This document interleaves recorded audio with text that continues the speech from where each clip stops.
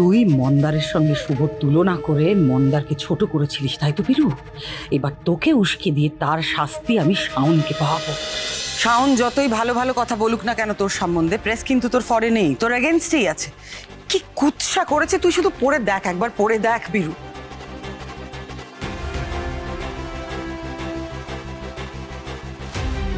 মন্ত্রী মশাইয়ের মুখে কুলুপ, উত্তর দিলেন তার মেয়ে।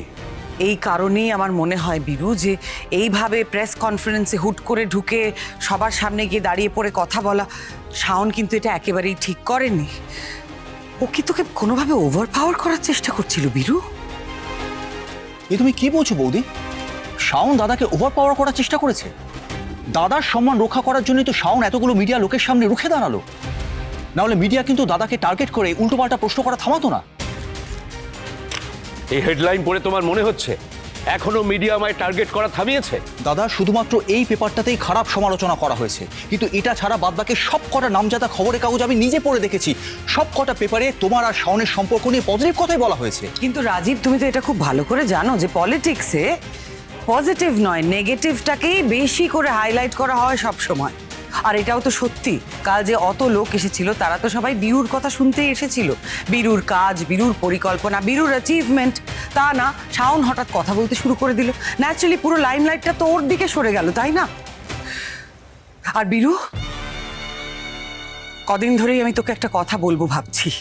দেখ, তুই তো নিজে হাতে আমাকে এই সংসারের দায়িত্ব তুলে দিয়েছিলিস, কিন্তু গত কদিন ধরেই আমার মনে হচ্ছে এই বাড়িতে কিছু মানুষ আছে যারা চায় না যে এই দায়িত্ব আর আমার থাক। আমি পরিষ্কার বুঝতে পারছি ওরা এটা পছন্দ করছে না, আমার কথা না শুনে, আমার কথা না মেনে নিজেদের মতো ওরা চলতে চাইছে। সত্যি কথা বলতে আমার তো মাঝে মাঝে এটা মনে হয় যে আমার বোধহয় সংসারের হাল ধরার যোগ্যতাই নেই। আমি চাই আমাদের সংসারে সব সময় শান্তি বজায় থাকুক, তাই আমি চুপ করেই থাকি। কিন্তু তুই আর কতদিন এভাবে চুপ করে থাকবি বীরু? আর ভালো মা, আজকে খবরের কাগজে মামার নামে কিন্তু যা তা লেখা হয়েছে, যা ইচ্ছে তাই লিখেছে ওরা। আমি খালি ভয় পাচ্ছি এরপর রাস্তাঘাটে লোকজন যদি মামার দিকে কাদা ছুড়ে। আমি কিন্তু নিজেকে আটকাতে পারবো না, আমি কিছুতেই আটকাতে পারবো না। আমি জানি না তখন কি হবে।